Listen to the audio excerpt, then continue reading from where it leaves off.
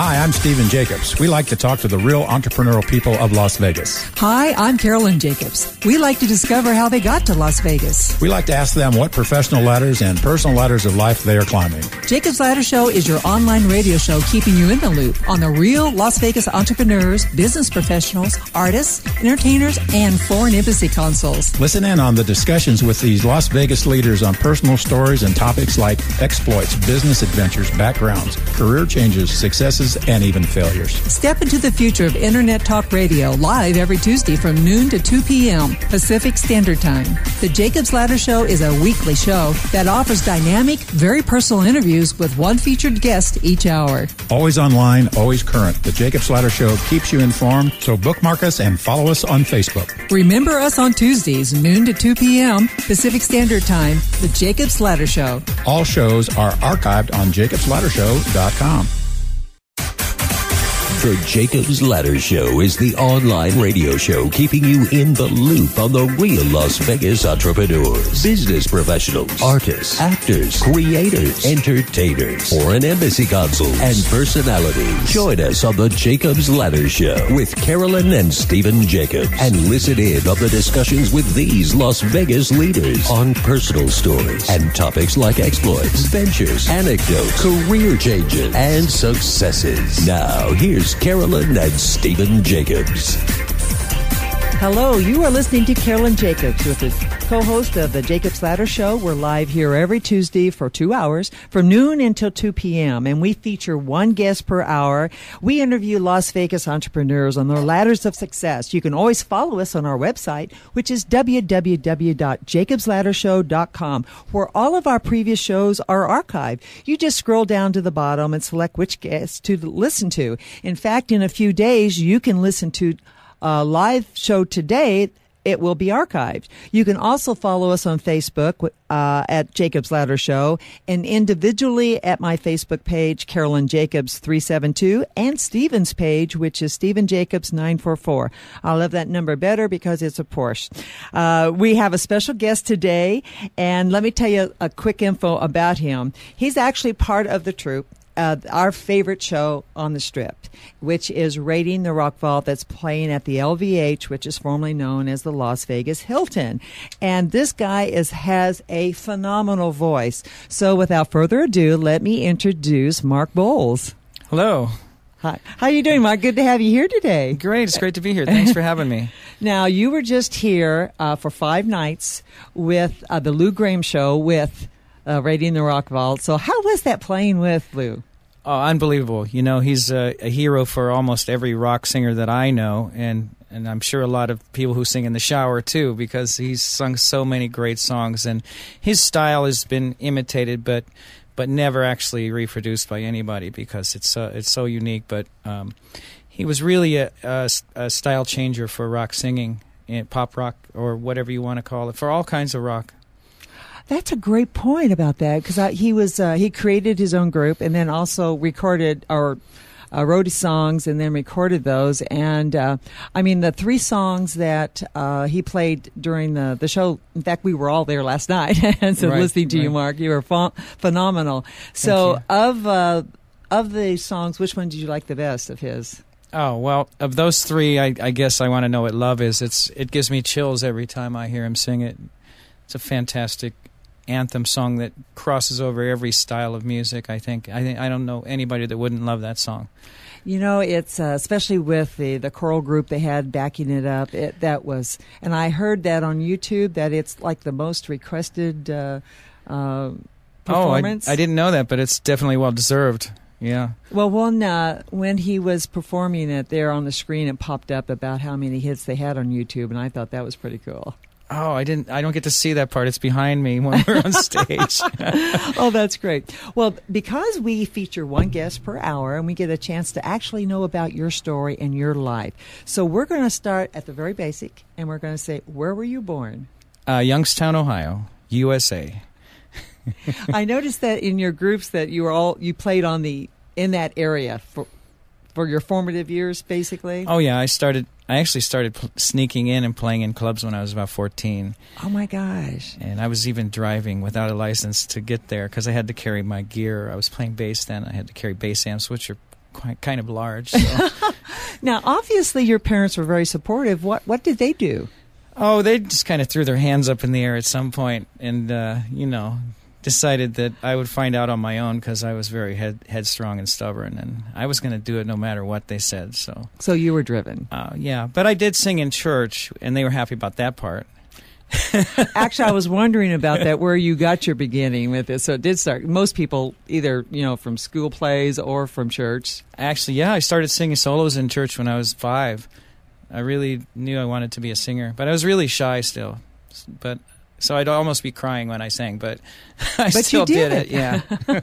So what did your dad do for a living? Oh, well, he worked in an aircraft parts factory, but he was a huge music fan, and he played trumpet. He was a musician. He was never professional, but he was actually a good friend of Hank Williams, Sr. Whoa. And he had a lot of friends at the Grand Ole Opry, which was not too far of a drive from where I grew up, and they used to go down there on the weekends all the time, Grand Ole Opry. And I even met Willie Nelson when I was a little boy. Wow, that is impressive. What about your mom? She played piano in the church. So you do have a musical background then when you think about it. Yeah, kind of. They weren't professional, but they loved music, and they gave me a love for music. Oh, how about any brothers and sisters? No, I'm an only child. Oh, so I can see why. I was spoiled. Yeah. So you got started singing in church. Did you have any activities in school, grade school or high school, that you were involved with as far as singing?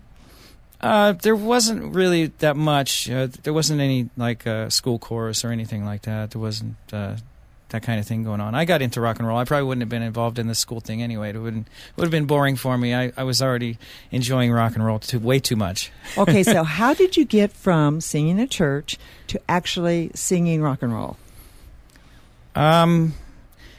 Well, actually, there's a part that I left out. I really started loving jazz first. When I picked up the bass guitar, I started playing bass when I was about 9, and I went straight. I saw this band, Return to Forever, on TV. I'll try to make this short, but they were a real famous jazz fusion band, really innovative and ahead of their time. And there was a guy named Stanley Clark playing bass, and I just wow. And I took his I bought the records, slowed them down, and tried to learn all the bass parts, even though I was a beginner. And I started playing with some jazz people and started jamming with them. And then, but my friends at school didn't understand that. They like, dude, that's not cool. It's not rock and roll. So then I switched over to rock because I didn't want to be uncool, even though I still love jazz so much. Because it was more challenging on the bass too. I thought, it was they actually were shredding on the bass at that time. So, and that was I thought that was great, but. So when I played with the rock bands and I did that, they were like, "What are you doing?" So that was not cool. So I got into rock, and then I started singing. I was too shy to tell people I sang, so I started off singing one song, then two, and pretty soon I was pretty much singing all the songs in every band. When did you know that you really had a voice, a very distinctive voice that is so popular today? Well, that's a hard question. I knew I had some kind of a voice, but it always sounded strange to me. I recorded it on my dad's recorder when I was 5, and then I said, well, but I sound like a little kid. I thought I should sound more like, grown-ups, but I didn't realize, you are a little kid. So, but I knew I had something, and I knew I wanted to pursue that. So, I mean, that is when you think about your background now. So you're 14, and now you're playing bass in rock bands. Now, Are these rock bands that you put together, or you joined someone else's group, or? No, I didn't. Those at that time, I was just a kid. I didn't put it to. I was playing with older guys that were, either in their early 20s or at least in their late teens. They were old enough to get into the clubs, because otherwise, if we were all 14, we wouldn't be able to play there. Well, obviously, you were talented, or they wouldn't have had you part of their group at 14, considering they're older. Yeah, actually, they treated me like an equal, which was cool, and made me feel grown up, and it was a lot of fun. I think the people in the clubs thought it was a novelty item, but it was all good. I had a really good background there, and it was a lot of great musicians around that area, so I learned a lot. So that helped you prepare for your next move, then, definitely. Which was what? Well, my first band that took me out of that Ohio area, we played Cleveland, Akron, Youngstown area, was Savoy Brown. This guy named Kim Simmons, he had a band from the 70s. It was a British blues band. And he saw me play, and he needed a bass player to do some shows. So I went out with him, and I ended up playing with his band for about 2 years, and playing mostly Chicago, Texas, New York. Pretty much those three places. And were you singing it too, or just playing bass? No, I was a three-piece band. I was lead singing bass player. I was always a lead singing bass player.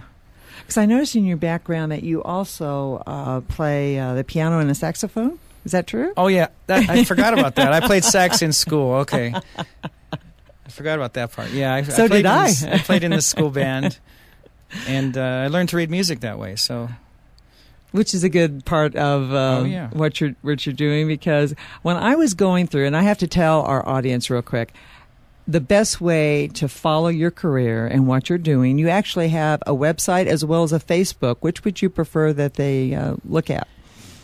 The Facebook probably gets updated more than the website sooner, because I don't know how to do the website, and I have to ask somebody to do it, and that's always the extra step takes longer. So, and your web page? Your Facebook page? I guess it's Mark Boals. I have a Mark Boals and a Mark Robert Boals, and I have a Mark Boals and Friends 2012, which they wouldn't let me change the name, because once you get over 200 likes, you can't change the name anymore. So now I'm stuck in 2012 on that one. Well, I was looking at the Mark Robert Boals. Okay. Is that the most updated one, or should I have been on Mark Boals?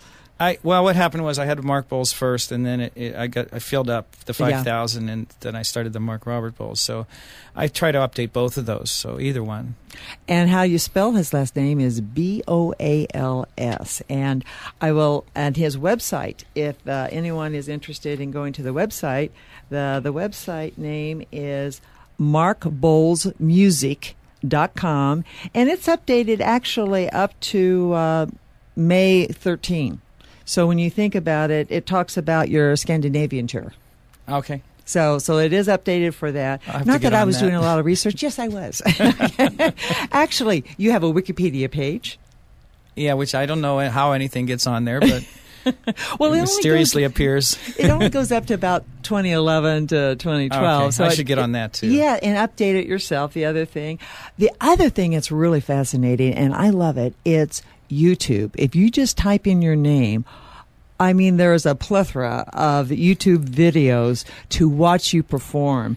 And last night, as I was preparing for this, I was watching the video of Iron Mask. Mm-hmm. And there you are. You guys are on Gothic costumes. You're actually wearing short hair there, and you're standing like in a graveyard area. Oh, that was a video we did a couple years ago. Yeah. My gosh! And there you are standing there, and your voice, it was so beautiful, and the music was it was just excellent. We filmed that in Ukraine, actually.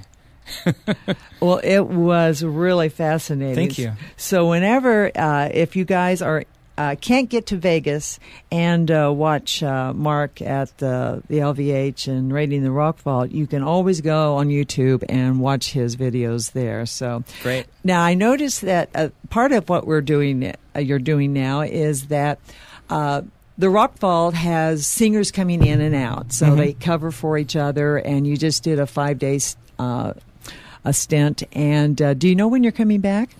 No, but there's a lot of things going on with the Rock Vault. They're talking about doing a tour, so there's going to be a few performing companies probably. They're talking about franchising it to some other countries as well. So it's a really fun thing and a great show. Everybody enjoys it on stage and off, and the audience enjoys it as much or more than we do. So well, you have a very dynamic stage presence. So not only are you singing really great, but also you're a performer. And you really engage the audience, and touching hands of the ladies out front, and then engaging them to sing along and be a part of that.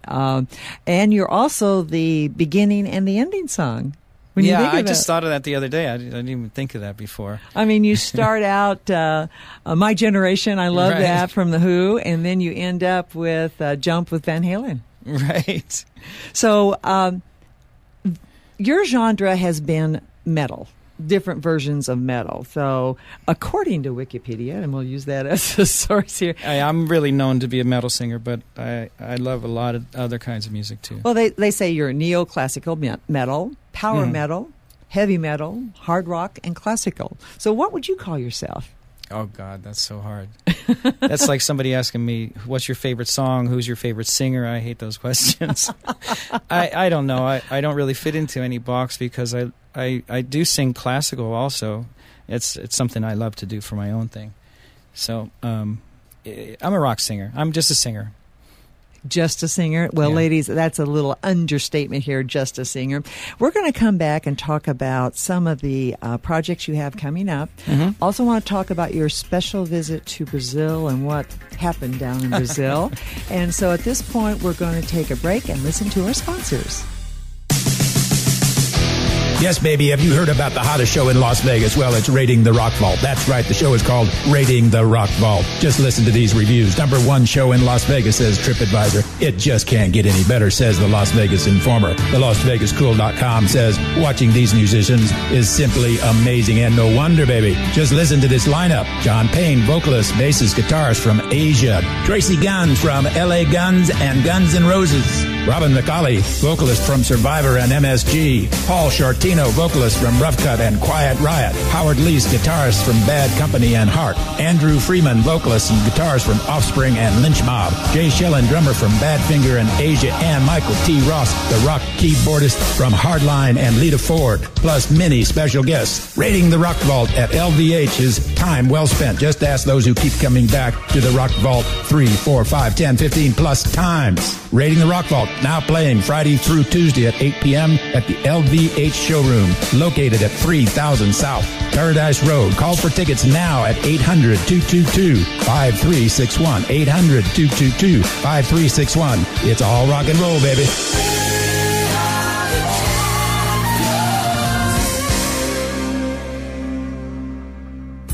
There's eating out and there's dining. Fine dining at the Barrymore. At the Barrymore, you dine on gourmet food in an elegant setting with outstanding service for a fraction of what you would expect.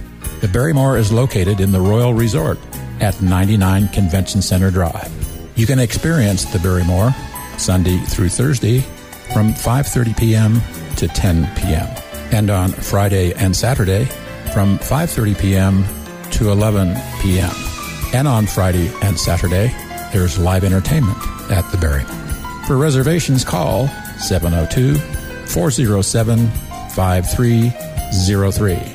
And if you really want to take a look at this elegant restaurant before you arrive, go to www.barrymorelv.com.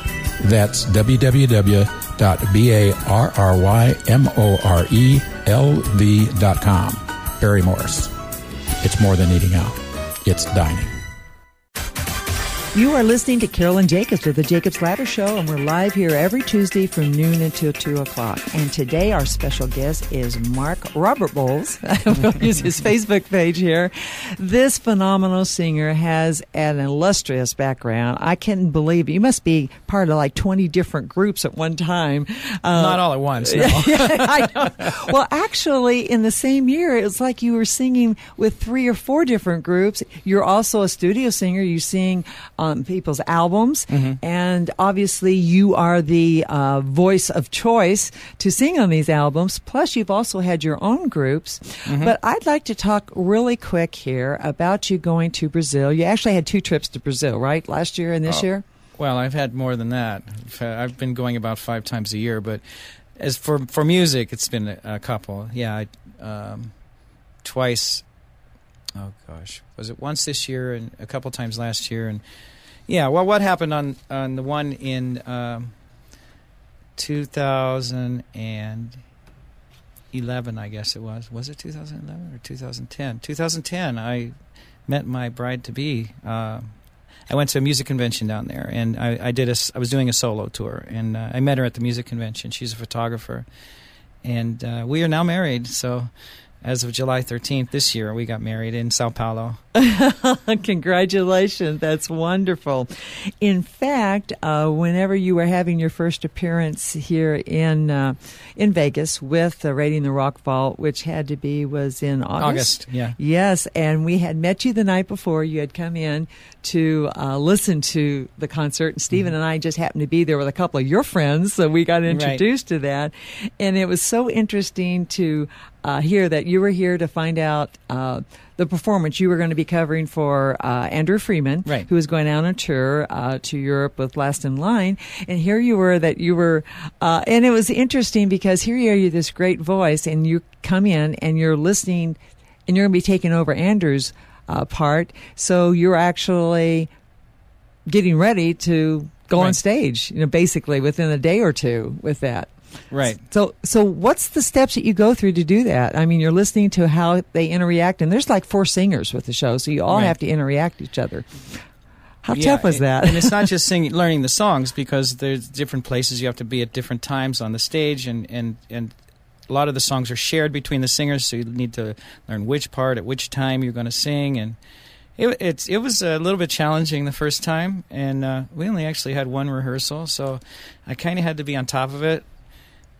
My goodness. Now, because this is a full 2-hour concert, and when you're involved, you've got lots of solos, and like I said, you have the opening song and then the ending song, plus the interaction with all the other singers, like especially on Hotel California.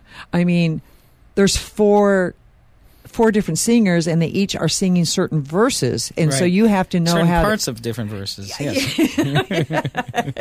Yes, thank you for making my point. And so that must have been really tough. Oh, I just learned the whole song and just figured out when, I kind of watched them. I tried not to let the audience see me, but the first few nights I was watching the other guys to see what, they gave me little cues, so they helped me out a lot. Oh. Robin and Paul are so great. They really were helpful to me a lot.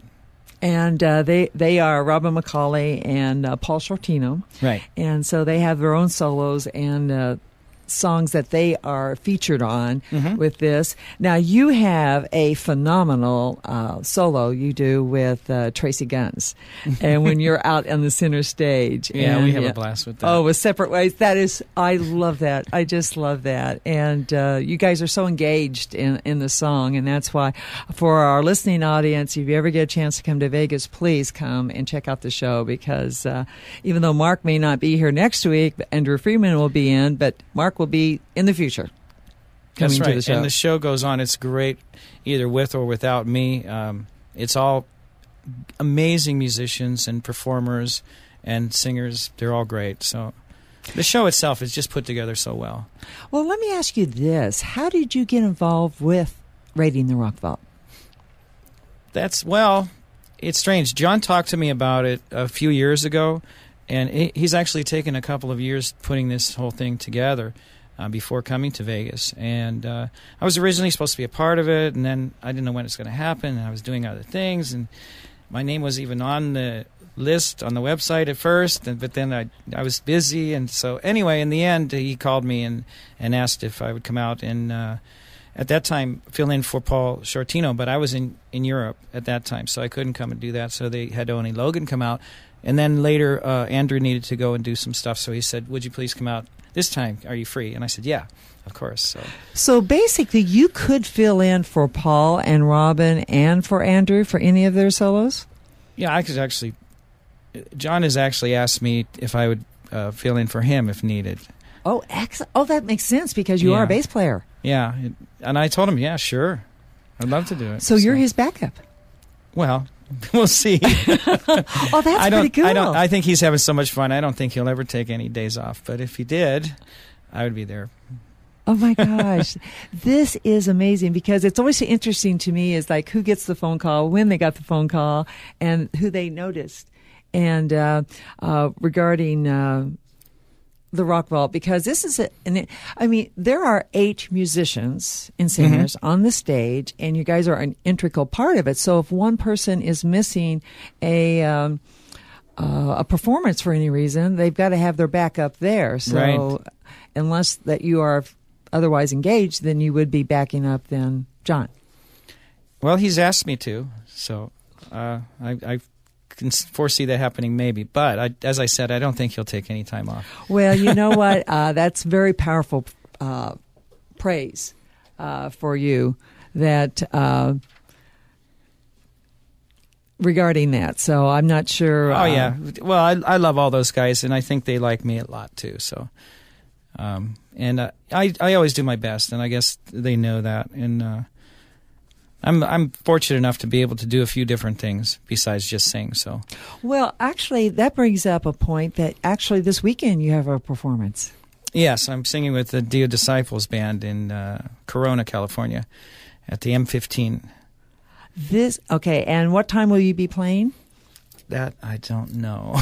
Okay, because I was looking for that information there as well. So how long have you been singing with the Dio Disciples, or is this relatively new?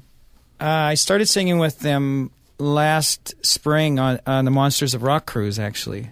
And I've been switching off with Tim Ripper Owens, who was singing with them originally, and he's doing other things. So I've been doing that, and now he's decided to concentrate more on other things, so I'm doing that more. But all the guys in that band have other things too, like the drummer is Simon Wright, and he's also playing with Queensryche, so there's a lot of schedules going all over the place. To put together a tour is kind of hard, so we just are right now just doing a few gigs here and there. Because I noticed that you talked about the Monsters of Rock cruise. That was in February and March. Was that when that... Or you announced it in February on your webpage that you're going to be singing with them. Oh, March 18th. Right, and it's going to be in March again this coming year in 2014, and we're scheduled to be on it again, so...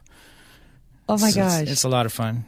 Well, I find it interesting, the fact that as a working musician and singer, that you're involved with a lot of groups and that you're very flexible, that you can move from the genre, let's say, of metal to going into Raiding the Rock Vault, where... which is really phenomenal when you think about that. You really are a triple threat when you think about that. You can cover for Andrew, you can cover for Paul, you can cover for John, and you're very talented. Since you're mainly singing metal songs, how hard was it to get into the classic songs of the 60s, 70s, and 80s? Oh, that was no problem at all. I used to sing those songs when I was a teenager, you know. So it was just kind of bringing up the memory banks, and I love that music too. And because I loved so many different kinds of music, I think when I was growing up, I didn't really learn to be in one style. I mean, when I'm singing metal, I have my own voice. I kind of have my own voice, I guess, for all the styles that I sing, but I'm able to switch between a lot of styles and cross over a lot of different styles because I've been doing it since I was a kid, so... Well, when you talk about singing in your own voice, so what you're saying is whenever you're singing, let's say Roger Daltrey, and you're singing My Generation with The Who, are you saying you're trying to sing it like him so it's as true to the song as we grew up with, or...? Not necessarily like him because there's only one Roger Daltrey, but I try to do a little bit in the style of him, and that's what I try to do in all the songs, in the style of... But that's what the other singers do too, and that's why I think it's so great because to me it's keeping the music alive. It's not like a tribute band where everybody sounds exactly like the singers that were on the songs. Well, I think Robin and Paul and John too. We sing in our own style, but in the style of the songs of the recordings, but with our own twist on it. I think that's what makes it interesting. So. And it makes it very, very special. And for those who are not familiar with Raiding the Rock Vault, although Stephen and I definitely are one of their biggest fans and promote the show a lot, and have had everybody... I know you do. Thank you so much. You guys are great. Thank you. And have every singer and musician and the cast members on our show as well, because we want you guys to stick around. So we love this. But to let our listening audience understand more about Raiding the Rock Vault, it's about real 80s rock stars, including yourself, Mark, because you have been singing everywhere, whether in the U.S. and in Europe, and they are singing the classic songs of the 60s, 70s, 80s. It's a it's a great story starting from the 60s, and they have vignettes with a cast of actors. There's 5 actors that actually segue the period from the 60s to the 70s to the 80s, and all the drama and emotion of our lives and political lives that was occurring during that time, and why the rock songs were created and written, and showing the emotion of that time, as well as how we were growing up. So, and I loved how and we're talking about John Payne, who is the co-creator of the show. He was from the band Asia. Actually, he still is. So, he's actually cutting an album for Asia as well right now. Yeah. Yes, and but the interesting part about this is that it really shows the characters of the whole story. So it's not like the other one, which we refer to as the Rock of Ages, which is a love story with some songs thrown in. Right. This is an actual rock opera where you've got from the 60s to almost to the 90s, and everyone has their part in showing that, including clothing changes. Oh yeah, lots of those. Lots of those. That's what I've never done that before, changing clothes on every song. And sometimes it's really tight. And if you can't get your shoe on, or it gets kind of crazy. Yeah. I was wondering about that, because you started out with this beautiful fringed leather jacket, which I had one very similar to that when I was growing up. And here it is, you're starting with The Who, obviously, my generation, and you start out with just a bang. So it's for those who've never been before, it startles them. It's like, whoa, this starts out really. Oh, really? Yes, it does, 'cause especially when you jump out on the stage in the front, and then it's like, in fact, a lot of times, as Steve and I are basically sitting in the front, and then we'll have a couple people on the side of us, and I'll whisper to them, and I say, okay, when this starts, be prepared. And they go, what? and then you pop up on the stage, and you come out to the stage, which is the cutout, and extends into the audience, and you start singing. It's like, wow, they're just blown away, and it's nonstop rock and roll for a solid 2 hours. Right. It's a lot of stuff squeezed into 2 hours, actually. It's amazing we can tell that much of a story in that short of a time. Well, I mean, because you make shirt changes, you make, now I love your leather jeans, so I wasn't sure about how many times you change that part of your costume, but I know your shirt changes, and then your jackets and other things that you do. I change pants a lot, too. Oh, okay. Yeah, I change everything except my underwear. Okay. Now, you do this behind the speakers, or you go off stage to do this? Oh, no. Off stage. There's a little tent. We all have our little tents that we can change in. You know, you're the first person of all we've interviewed 13 people, and you're the first person that has mentioned the tent. Well, maybe it's supposed to be a secret. Oh, that's good. We do have fabulous dressing rooms downstairs, but to run all the way downstairs and back up, we have no time to change. So, I mean, we just have to run into these little tents and change real fast and run back out. That's how it is. So. I wondered about that, because I always like to know the particulars, how that all works. Oh, this is wonderful. We're going to be coming back in a few minutes, because we're going to be talking with Mark Boals and more about Raiding the Rock Vault and his illustrious career. But right now, let's take a word from our sponsors.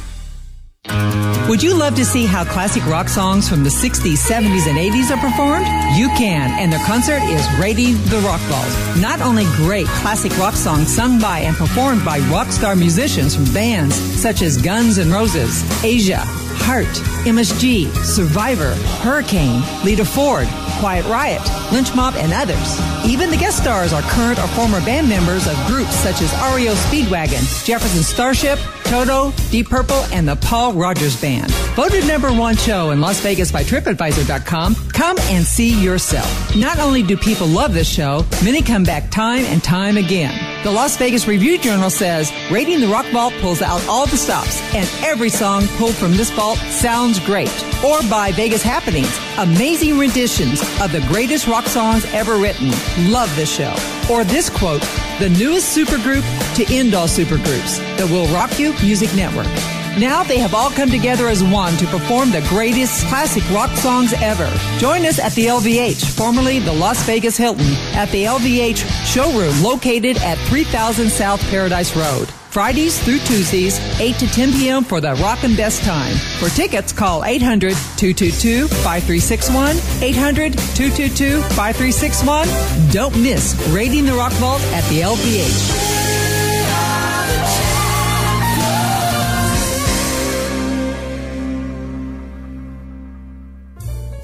Looking for great jazz? Look no further than the Dispensary Lounge, located at Tropicana and Eastern. The Dispensary has been family-owned and operated for 37 years. Just look for the big red doors. Owner Adele Bellis says we're an old-fashioned saloon complete with swinging doors. Vegas entertainers stop in to join Uli Geisendorfer's trio and great jazz singers. Jazz sessions every Friday and Saturday from 10 p.m. to 2 a.m. Drop in and enjoy the Dispensary's famous $5.95 steak burger, plus sandwiches and appetizers, all for under $10. Check it out online, www.thedispensarylounge.com, and visit the Dispensary Lounge, 2451 East Tropicana, near Eastern, and enjoy old Las Vegas and some cool jazz. Welcome back. This is Carolyn Jacobs with the Jacobs Ladder Show, and you can follow us on our website, www.JacobsLadderShow.com. You can also go to our archives and listen to our previous guests. And in a few days, you'll be able to listen to Mark Boals. In case you didn't catch all of it today, you'll be able to catch it later, and you can download it. So, which is a nice thing to do, and have everything. All this knowledge about Mark. Now, Mark, here we are back. Yeah. And we're talking about the Rock Vault and all the fun things that you're doing with that, and the camaraderie of the band and brothers like that. So basically, everyone, when you were learning your role, they were all helping you with this. Right. And particularly Paul and Robin, because I'm sharing a lot of songs with them.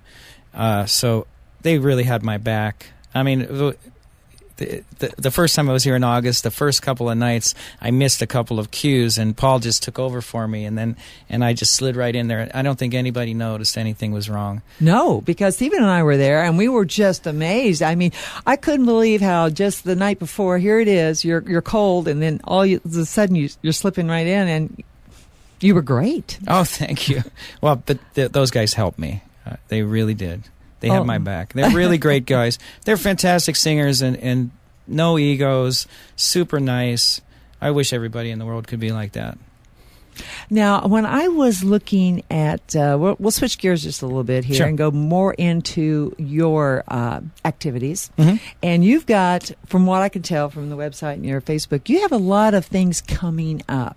And I found was really fascinating was something to do with a Wagnerian opera that you're going to be working on, and I thought, with your voice, especially singing classical songs, let's see if I can find where my note was. Oh, here it is. I don't know where my note is, but you were in Genius Rock Opera before, right? And I've performed at the Disney Hall with the Jewish Symphony Orchestra on a few occasions, and I also.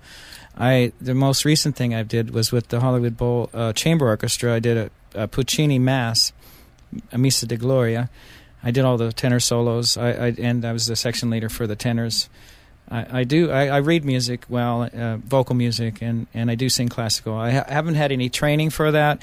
However, I love it so much, and I've been doing it since I was a kid anyway, and I do have a vocal coach for that, though. You are a metal rock singer, and here you are singing at. Well, yeah, I started off singing it publicly when I was with Yngwie Malmsteen. I started doing an aria in the middle of the show.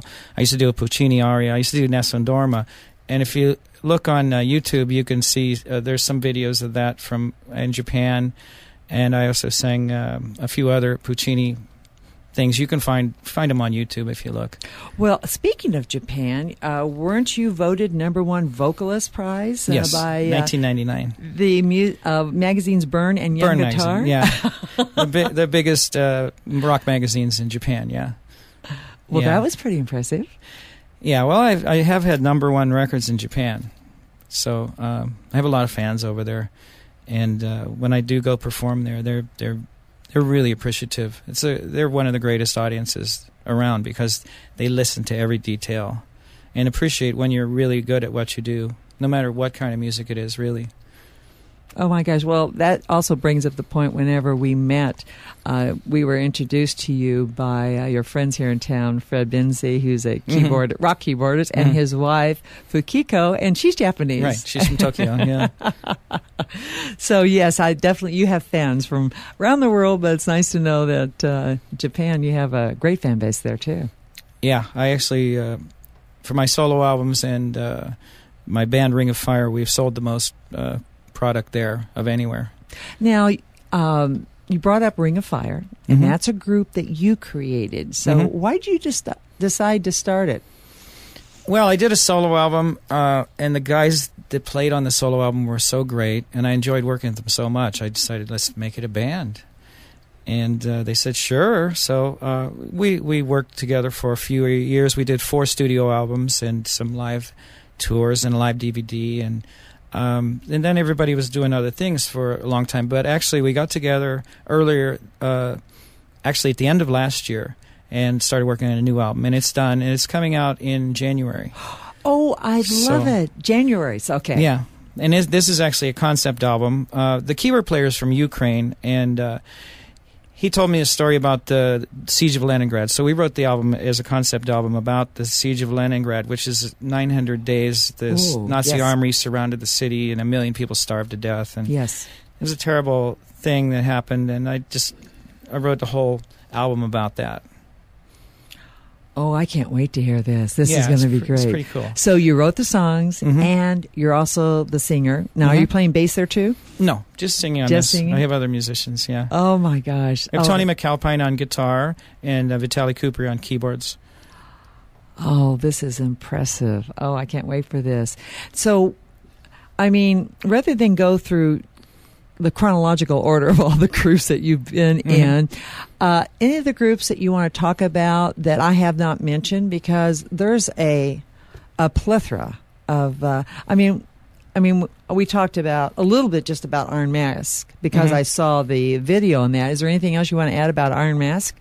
Well, I just did a new album with them too. It's coming out. The reason it's I know it seems so crazy that I'm working with so many different bands nowadays, but you see, the tours nowadays are short, and CD sales really don't happen anymore. It's all downloads, and so the concept of doing an album anymore is kind of like a gray area. A lot of people just do like a 6-song thing or just singles now, and so I like to keep busy, and so if I'm only going to tour for a couple of weeks here and there, I have to have other things to do. So I don't like to sit around. Oh, my gosh. You know, it's funny. Listening to you is like listening to Andrew Freeman, because he was just talking about himself that he's just a working man musician. And we go from gig to gig and try to work together and find bands. If he was out of work, then he'd try to find. So is there this pipeline out there that I'm available and people pick you up? I never do that. I'm getting so many calls all the time to do things that I'm blessed, really. I feel really blessed to be able to work with a lot of great musicians around the world all the time, and there's something always going on, so it's never boring. And it's nice that you have the contacts you do, because whenever we've talked to Paul and Robin and Michael T. about how they knew John Payne, obviously, because John Payne was the instrumental person in bringing in the musicians and the singers. Right, it was his idea from the beginning, yeah.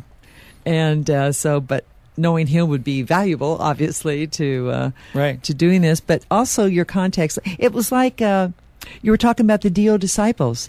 I mean, and I remember looking on YouTube and seeing Paul Shortino's at his funeral singing. You know, to Ronnie Diaz's funeral, and just the emotion there. And it's like you guys really respect and appreciate the talent that's in this industry. Of course. Well, with Dio, he was like totally unique, and he was an innovator for metal singers. I mean, just as Lou Gramm was an innovator for blues rock, pop rock. So again, much imitated, but never.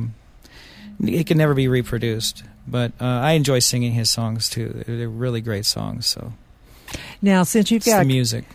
Yes. Oh, it definitely is the music. So when is your, because your album, you've got an album coming out in January. What else do you have in the works that's coming out soon? Oh, well, I've got a couple of other albums that have been done, but I don't know when they're coming out. And I'm working on, as soon as I get back, actually, I'm going to be working in the studio with somebody in Italy, a guitarist in Italy also, and I don't know the name of that project. Actually, I probably have a note here, but to our listening audience, I've got pages of notes for Mark because he has been in so many places, in so many groups, and around Europe that it's amazing just to look at everything. Oh, and you were also with the Uli John Roth. Oh, yeah. He was the original guitarist in the Scorpions. He started it with Klaus and Michael Schenker. And, I did an album with him in 2008 and a world tour, and I've toured with him in 2008, 2009, and I work with him occasionally, gigs here and there, too. Yeah, because like you had he's a couple he's shows. a legend. He influenced all the guitarists of today. He was an innovator in the 70s. Him and Ritchie Blackmore were the kings of the innovators of this kind of rock. So, and he writes symphonies too, by the way. Oh, he performs with orchestras a lot. So, oh, that is impressive. Now, I did notice you mentioned Michael Schenker because Robin McCauley was in the group. Of course. And again, we're talking ancestral group. You guys seem to, at one time in your careers, touch in one way or another. Just a few degrees of separation going around, yeah. Well, it's nice you all know each other, can work with each other, and then play with each other. Yeah, I know Michael, too. And I've never sang with him officially, but I sit in with him sometimes when he's in town. Wow. So, yeah, and I work with Don Dawkin, too, from Dawkin. Oh, yes, I saw that. I did an acoustic tour with him last year, and I'll probably do that again in December of this year, too. Acoustic tour? Just me and him and 2 acoustic guitars, singing all of his hits. He's got a lot of hits, believe it or not. Oh. When you hear them, you'll know. Oh my gosh, that is. It's a lot of fun. Everybody sings along, and we're just doing like medium-sized clubs and stuff. So it's a very intimate setting. And he tells stories about every song, and the fans love that. You're right, because it's the story behind the scenes that people love, and that's why I'm glad you're doing this interview, because your fans really want to know more about you. I mean, they see the videos, but those are productions, and here it is a chance to know what you think and feel about your music that you're performing and playing, and you're so talented. One thing we didn't talk about was when you were in Brazil, and obviously you met your beautiful wife there, and I saw the faces or the pictures on Facebook, and that was here. Yeah. Gosh, you're still a newlywed when you think about it. Just a few months. She's waiting for her green card to come through, so she's still in Sao Paulo right now. Oh, okay. So soon she'll be coming. Oh, gosh, that will be great. Now, when you were down in Brazil this last tour, you were actually singing with the band Dr. Sin? Yes. And that was part of your Brazilian tour? Yeah, well, actually, it was a solo tour for me, and they would be just acting as my backup band, and they also opened for my show.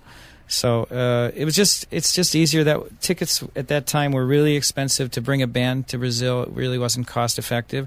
Those guys are great musicians and friends of mine, so it was a lot of fun. Oh, that's great. And that's interesting, too, how people work around, especially with the economy of today, and how to still be able to do what you love. Other singers do that, too. Jolyn Turner does that a lot. And, yes. It's not always the ideal situation, but when you have a band that's already together and they're great musicians, it can be really good. Obviously, you can step in very easily with different groups. Are you finding because of the caliber of what they're playing, or is it the genre, or why is it easy for you to step in? I don't. That's hard. I don't know. I just find it easy to get along with everybody, and that's really what makes the music happen. If you have attitudes and or some kind of a abrasion going on, the music doesn't flow.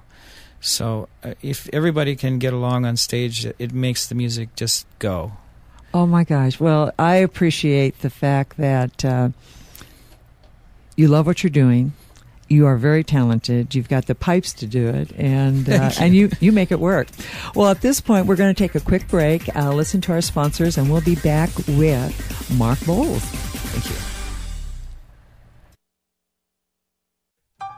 you. Looking for great jazz? Look no further than the Dispensary, located at Tropicana and Eastern, Friday and Saturday nights, 10 p.m. to 2 a.m. The bar and lounge is family-owned and operated for 37 years. A cozy hideaway has no windows, just a big red door. 24/7 gaming and delicious food. Owner Adele Bella says, we're retro, like an old-fashioned saloon complete with swinging doors. Entertainers from the Strip stop in after their performances to join Uli Geisendorfer's trio and great jazz singers. He hosts the jazz sessions every Friday and Saturday, 10 p.m. to 2 a.m. Rave reviews about their $5.95 steak burger, sandwiches, and appetizers are less than $10. Check it online at www.thedispensarylounge.com. Visit the Dispensary, 2451 East Tropicana near Eastern, and enjoy the feeling of old Las Vegas at its finest with jazz.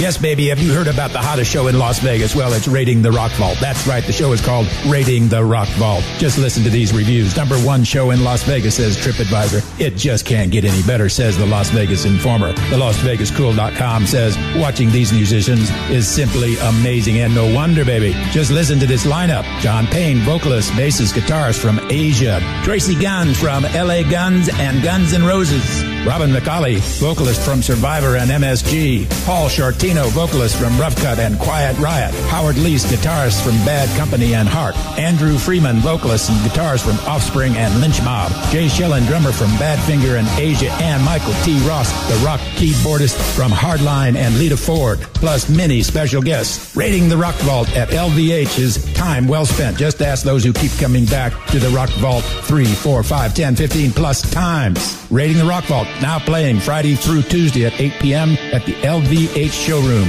located at 3000 South Paradise Road. Call for tickets now at 800-222-5361. 800-222-5361. It's all rock and roll, baby.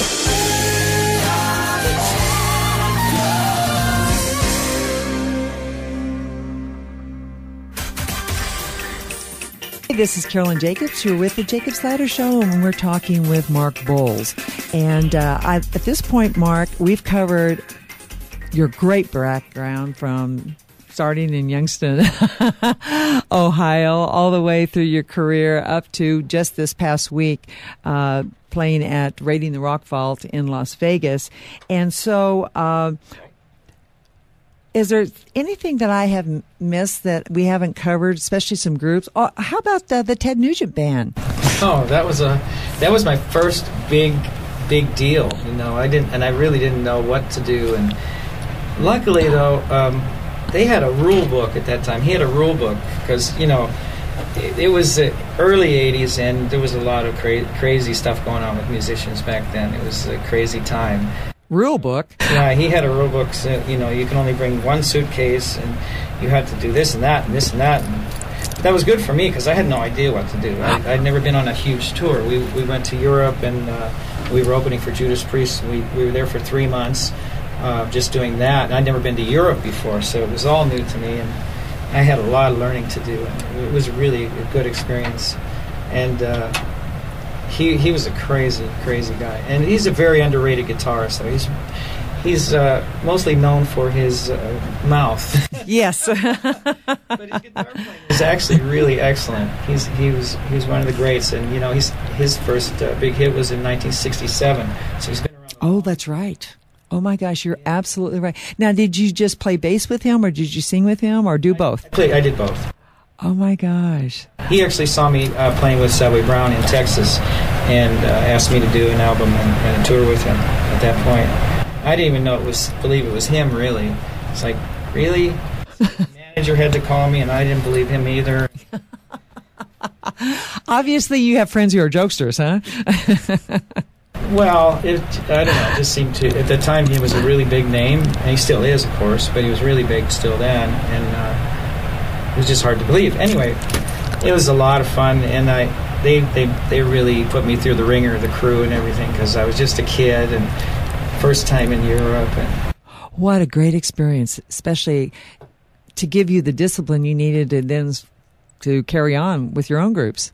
Right. Well, I thought what is this? This is crazy. This is silly. But later on, after I saw what can happen without that, yes, Yes.